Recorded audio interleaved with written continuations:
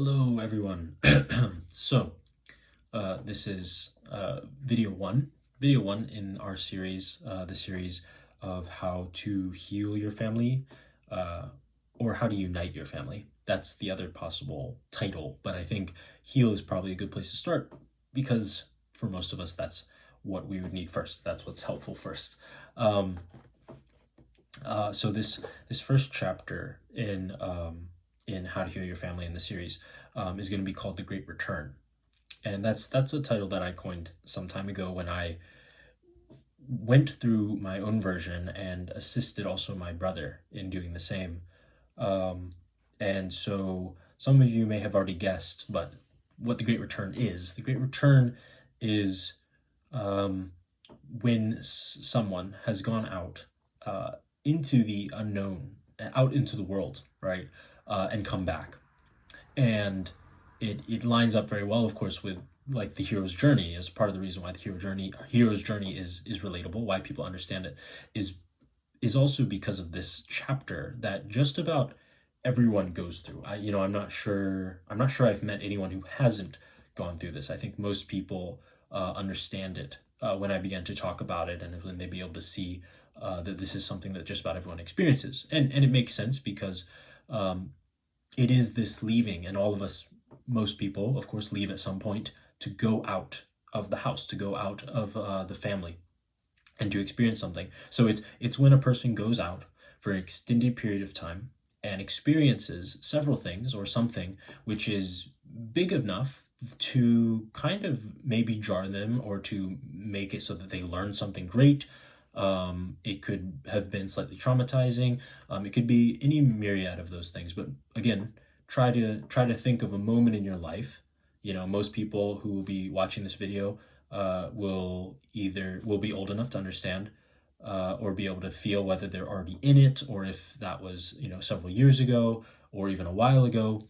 But it's the first moment that you leave the safety of your parents and you go out into the world, and it's that extended period of time, and you notice that in coming back something is different, right? Something is different in you, though you may first feel that something is simply different in your house. Something is different as you engage, as you try to come back to your home. Something has shifted, and you might not even know exactly where that shift has taken place. Right, in the hero's journey idea, right, the hero begins in the home and travels into the unknown and eventually faces some type of dragon, something which is the enemy, something which is scary or unknown, learns from it and returns, but returns changed. And either the world or the person or both have been changed through this experience, and that is the hero's journey. Um, so that's also the same thing that's happening here. A chapter of a hero's journey is taking place in what I'm calling the Great Return. And so this is actually the beginning point at where most people begin to see major cracks in them and their parents' relationship. This is where divides often start and begin in a very major way. Um, and many people will be able to trace it back to some of these events and some of these moments as the beginning of a separation between them and their parents. It doesn't always have to happen there. It can happen before that. And of course, usually the more hardship, the more trauma that a person has been through, the further back that some of these things have happened, some very serious differences or changes or realizations and how different they are to their parents. But anyway, I actually want to start, I think, as we work with that idea, as we're able to think about a moment where we may have experienced this or we are experiencing it now, um, we have to realize something, and I'm going to try and put it in the best way that I usually teach it, the way that I teach it to people, because this is something that I discuss quite often with other people, especially because I've been traveling and meeting a lot of people that were my age, and so they either had just been going through that, or many of them, of course, still in many ways in the middle of it, or trying to navigate it, right? Um, I think I'll start first with the parents. I think that might be the best way to start. Um, let's just start with talking about what exactly is a parent's job. Um, that is a good place to start because it can bring understanding into the situation, and might be clarifying even to parents, and like I've had that experience too, like talking to parents about this. Sometimes for them it's clarifying, which is fascinating, right? I mean, I'm not a parent, right? And you know, this is this is for me something that I just learned by observation and conversation, and trying to understand why we have these issues, right? Um, the job of a parent is, in many ways, in a very simple way, uh, to piece together as much of a map of life, of all reality, or the best attitude with which to conduct yourself, to put that map together as much as they possibly can, and to transfer it down to their kids. That is their job as a parent. As a parent, that is essentially their job, right? You, as a parent, you want to be successful at that. If you could be successful in that, then you've really done most of what is required of you. Now, the crazy reality, of course, is that it will inevitably fail, right? There is no bulletproof map to reality that you can give your kids. And I'm going to put a pause on that to explain a little bit more of exactly why I'm framing it this way and why that makes sense, or why it's important. Um, Part of the reason that this great return happens and why fractures often start there is that the kids will leave, right? For many kids, that is university, right? And for our standard of what we're used to, it's university. It wasn't university for me because I haven't gone to university, but for most people who I've engaged with, of course, it is university, because when you're in high school, you're still at home, and so you don't have this prolonged period of time away from home. So for most, of course, it's university, and they go to university and they experience so much. They see so much different, so much new. They experience so much life, and what is happening in that moment. It's very important to notice that what's happening in that moment is that realize that that kid really only has the map given to them by their parents, right? Especially if they've actually been home, and if the parents actually been home giving them what they're supposed to, which is that map. um, that's the only map they have, right? That they've only lived the life there. They haven't lived other places. This is the first time living somewhere else. And so they only have that map. That map includes how to conduct themselves, how the world should work, how people will talk to them. It's the entire map of the reality. The download they've gotten comes directly from the parents, right? And this is almost undeniable, right? Even in the case of the modern America, where obviously it's not happening as much because it's not happening in such a potent way sometimes, because kids are going off to state schools and stuff. It still happens. You're still the adult that the kid is being most poured into by, is going to be the parents. That's who they come from. So they have that map. And what's going to happen is that a lot of that map they're going to learn is not complete enough for them to find, at least at the moment, what they think to be optimal success in that new world, right? As they've exited family and gone into the world, they're going to find that, like, okay, whatever the parents gave them that was useful will be useful for them, right? But a lot of it will not be applicable. A lot of it will not apply.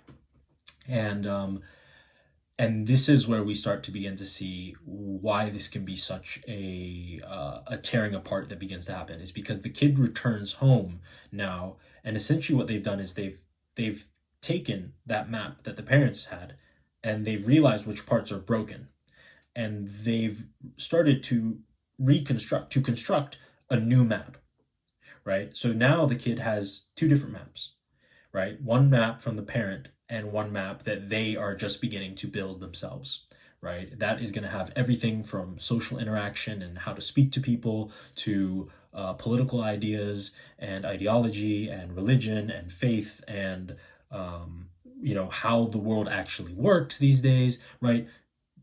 So those maps are two very different things.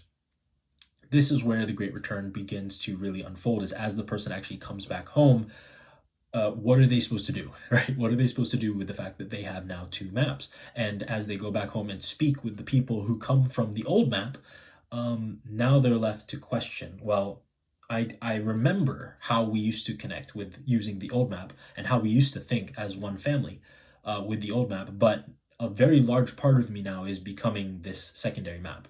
And so what is it that I do, right? And this is where a very key moment begins to unfold for the individual, for the child, which is they have a decision to make.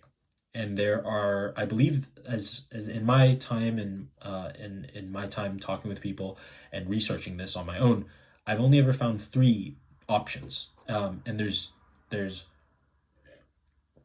two bad options, and there's only one good one, sadly. The two bad options, I'll start with those. As they come back, you have one option, which is to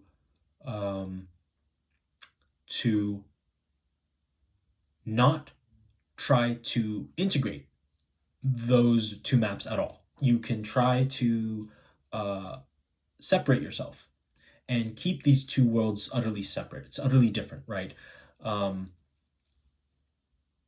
Well, this is one of the worst case scenarios. Both of them are bad, but I might have to return to that one. Let me explain the other one, actually.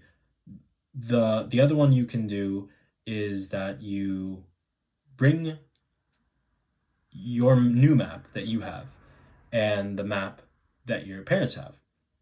And what you can decide to do, and some people do this, is they decide to completely throw away the map that was given to them by their parents. So if you ever meet someone who what they say is like, oh, I don't talk to my parents anymore, right? Like, yeah, I don't associate with my family anymore, right? That is that person, right? That person has utterly rejected that old map, and that therefore that way of connection and understanding of the world that was their family. They've completely thrown it away for themselves, and they've decided to only take on that main map, right? That map that they've just begun to build, right? Which is very dangerous. It's very dangerous because now you've cut off your way to your family, and that's why people end up in that situation, right? Where they'll tell you like, oh yeah, I just don't talk to my mom anymore. I don't talk to my dad anymore, or me and my family, yeah, we don't hang out, right? It doesn't work out. That is what happened in that situation. They threw away the old map and they're only trying to use now the new map that they believe is correct and that they're building. So that's the first option. The second one, that's the first bad option. The second bad option, but is still an option, is what I started with in the beginning, is to have both maps and essentially deny that either one is more right than the other. Now, of course, the average person will probably actually they'll have a feeling. They'll know that probably in most likely cases, they lean towards having faith in their own map because, you can trust your own judgment. You're learning to trust your own judgment, and you're constantly building that new map. Whereas the old map, in many ways, is going to continue to feel more and more stagnant, right? Because of these ideas, and this map that was given to you by your parents is older. It comes from a different time, which is part of the reason, hopefully, why we'll have to use that again to learn how to forgive them. But understanding that this person decides that when I go home, I'm going to use my old map and I'm going to connect with my family, right? But when I go out, right, when I go back out into the world, when I hang out with my new friends, when I go back to university, I'm only going to use my new map, right? I'm not going to say these things from the old map. I'm going to only use the new map.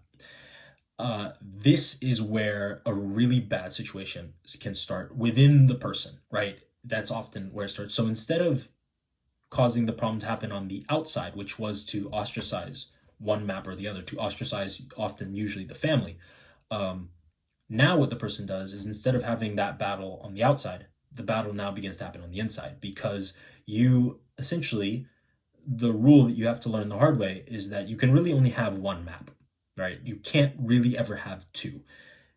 By trying to only have two and not fight any battles with either side of these, you cause yourself to be in your own type of stagnation, which is you are now fighting on two fronts. And usually this would happen for the person who is unwilling to admit their parents' faults, um, and maybe unwilling to see how the new map or the new people that they're hanging out with might be adolescent and young and not really know what they're talking about. Both of those things can be true at the same time. Um, this is a failure to integrate, right? I mean, both are, of course, are a failure to integrate. But this one is where now what happens is when the parent, when these two worlds, the parent's world and the outside world, begin to meet, there is extreme conflict. And the person is going to do all that they can to keep these things separate and push them apart, right? Because that they have decided that they're trying to keep both maps, right? They're trying to kind of like have their cake and eat it too, right? Which is like, I still want my family and I am unwilling to push new ideas on my family. I don't think it's going to go well. I'm scared of that. I don't want to have conflict. And this other idea, which is knowing that they're learning new things, and that they're learning new truths about reality and the world, but they're unwilling to question it, or they're unwilling to show the new people that they're with maybe older truths, right? So, and there might be more detail to that later. But this is what begins to happen. So it's the same thing as when a parent will say something. It could be xenophobic, it could be racist, it could be something which is simply older. It's no longer relevant, right? They're saying something which no longer relevant to your new map. It's no longer relevant to the modern world, maybe, is the way that you might say it or hear someone say it, right? It's like, well, that is an outdated idea. That is an outdated way of speaking. It is no longer how the world works. The parent will say something or do something, take some action, and if it is in the presence of the new world or just maybe the outside world in any capacity, that person is going to have a very hard time, because what they are trying to do now is both shield and protect their parents from criticism, at the same time trying to cover up and not allow the outside world to see this outdated, or this what they might think is a wrong way of living, right? So you are playing both sides. You are trying to protect your parents and keep them where they were in your mind, of this nostalgic home that you once had. You're trying to protect them now because they don't know reality. That's how you might feel, is that they don't know reality anymore. So, but I'm going to protect them. I'm not going to engage with them and question their beliefs. That is a type of protection. You are in some ways infantilizing them, seeing them as lesser or as almost childlike in a sense. And now you're the adult, right? But you are protecting them in a way from the world. And then on the other hand, you are trying to cover up that fact from the world itself, from the outer chaos, the outer reality. And that's as simple as like your friends, right? You could say simply, your friends from college come home and meet your parents, and you will probably find yourself in a very anxious situation, because now your two maps are coming together and trying to merge, and of course they're going to meet conflict. There's going to be some major problems with that, and so that is going to be extremely tiring for the person, for the individual who's doing this. They tire themselves out. They get burned out because it's too much to do, and you cannot. And this is kind of where we see you can't really have two maps. Two maps is not. It's not a good long-term strategy. So, of course, I kind of already mentioned it, but the third option, which is, as far as I know, the only really good option, is integration, right? You have to integrate these maps, the map of old and of your parents and of your home, and the map of the world and the outside and chaos and the new. These two things have to come together, and you have to integrate them. Why is that difficult? Why is that so hard? Why is it that most people don't do that? Of course, it's due to conflict. It's due to the fact that that's very scary. And for most people, they have never done that on that scale before. It is a level of conflict that most are not familiar with their parents. Because what you would have to do then is, of course, come to your home, come to your parents, which is now an older world, and take the new map that you've got, and as best you can, you have new information here. Like, understand that this new map is, it's not, you will feel that it is truth, and that might be true, but you actually won't know as deeply until you've integrated it. That's why this is so important, right? There's two different possibilities. The possibility is, one, that the old map is entirely wrong, right, and therefore needs to be burned away, and the new map needs to be taken over, or that the new map is simply adolescent and inexperienced and doesn't really know what is actually good or actually true. And therefore, the new map should maybe be thrown away and just the old map still kept.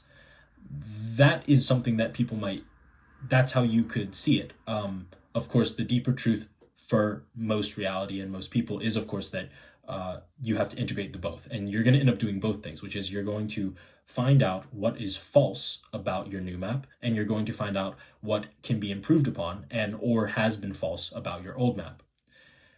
And so it is actually a mechanism of coming back home, that return. When you come back, this great return, you have the only real good option you have of integration with your parents, with your family, is that you go to them and you express to them and communicate that the old map did not help in all areas, right? Now, it would be very good of you probably to mention where it did help, right? Where did it actually help?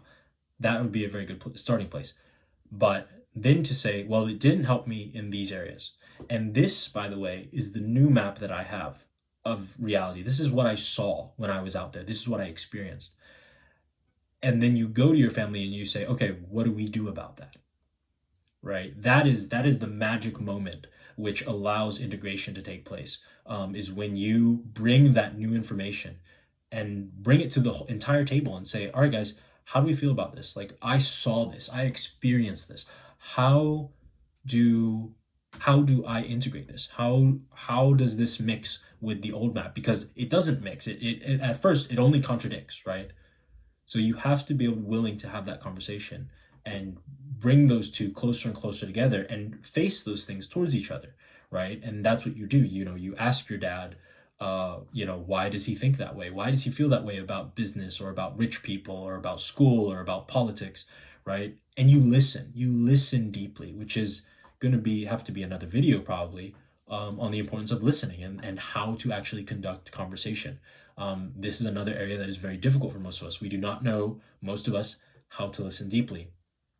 And many of us have not gotten quite enough of our parents to have grace for them, which is another reason why this is so hard for us. The more of a download that you have of the parent, the more easy it actually will be.